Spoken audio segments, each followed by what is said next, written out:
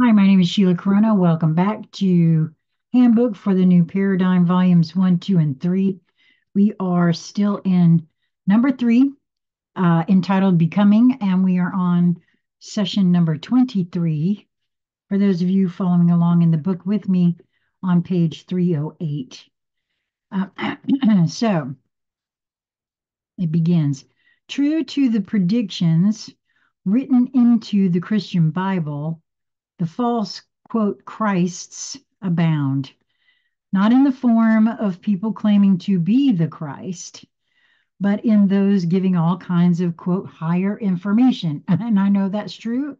And I would I kind of count myself a little bit among them in that respect. Although I really feel as though I'm collecting puzzle pieces for myself and sharing them with you. Uh, Most of this information contains elements of truth, which I've said many times. There's elements of truth in almost everything I am presented, but not all of it is truth and not all of it is fallacy either. Pardon me. These are people who are most sincere and have no idea that it is arriving in forms of thought manipulation, which could be so for all I know. The elements of truth give credence to that part of each that must have verification. Did I ever do anything about that? Yeah, no, I didn't. Sorry. The elements of truth give credence to that part of each that must have verification in order that the messages are accepted. Much is known as to the way the human psyche functions. The art of manipulation of the mind, brain, body, coordinated functions is well understood. Those that are concerned with the perfecting these techniques have much experience in this art, for it has long been practiced on beings of lesser evolvement. Because of the free will element and the adaptability of the DNA of humans on this planet, this branch of mankind has proven to be a frustrating challenge for those intent on restricting and reversing the natural evolvement process. The frustration is twofold. Not only does this make humanity difficult to control, but these beings find there are elements of evolvement present that they desire to incorporate into their own life expression. However, thus far, most have not been able to accept the desired changes within their own strands of DNA. Some changes have been accepted, but not the ones most desired by them.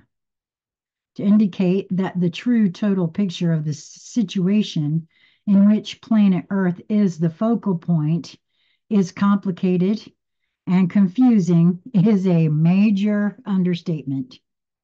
All players but one in the larger picture have had control of the planet at one time or another. The only player that has not had control is humanity itself. The others want the control of the planet and its inhabitants now. The winning of the competition between them is as important as the prize. Unfortunately, the physical resources of the planet are of more importance than the inhabitants are. Thus, in the final confrontations, if the population cannot be controlled, and in order to gain the prize, it is necessary to destroy them, it would be done. Further, considering the technological development of those game players, what chance does humanity have to come through this scenario? To answer that question, it is necessary to return to the basic fundamentals as given at the beginning of these messages. The four laws of the universe govern all potentiality in expression.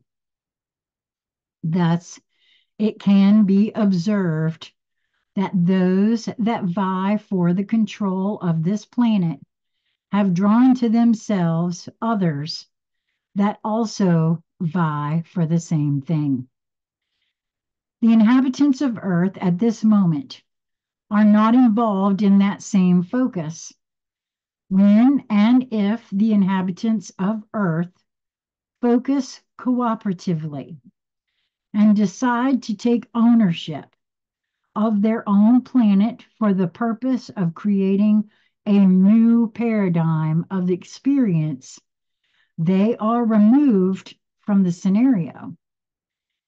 If they choose to change their perception from victim to self responsibility for the use of the expansive energies of potentiality, then the picture changes.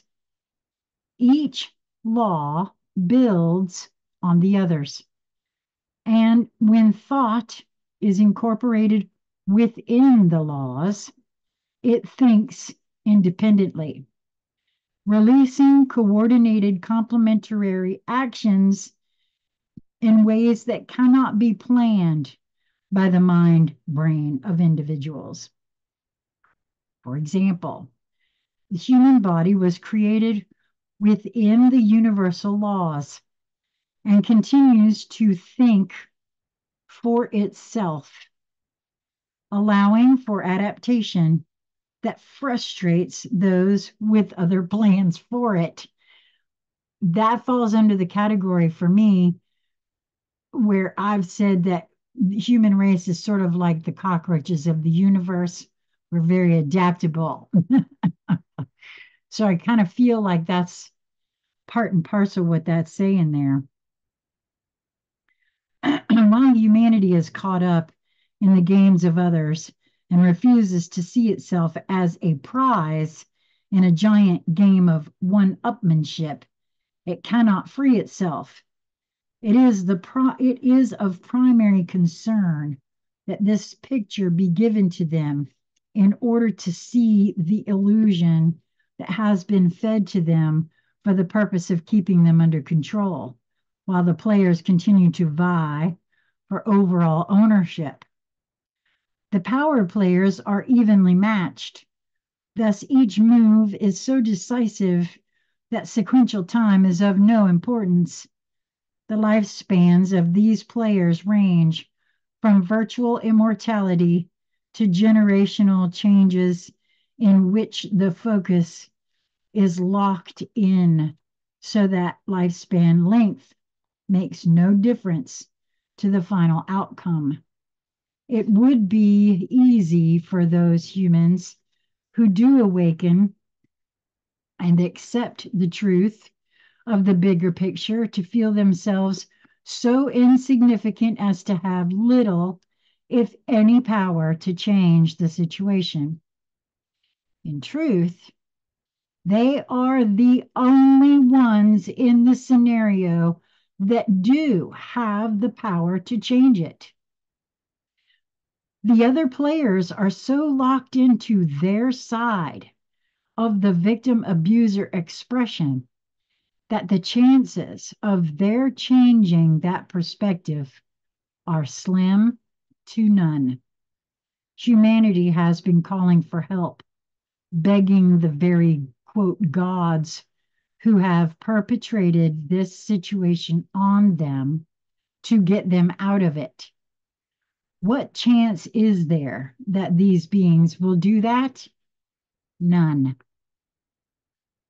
The human beings becoming on this planet, if they are to become now, must do this for themselves. They must accept who and what they are learn of the existence of the basic laws of the universe that have been denied them, put them into practice, and create their own new expression of potentiality. That is their inherent birthright. There is no other way out of this dilemma that totally surrounds them and, in truth, threatens their possible extinction. Wow, that was number 23. I am going to record number 24 before I go on with some other chores for the day. So I hope that you will continue to move to that which brings you the highest joy in each moment that presents itself. Until we meet again, be well, my friends.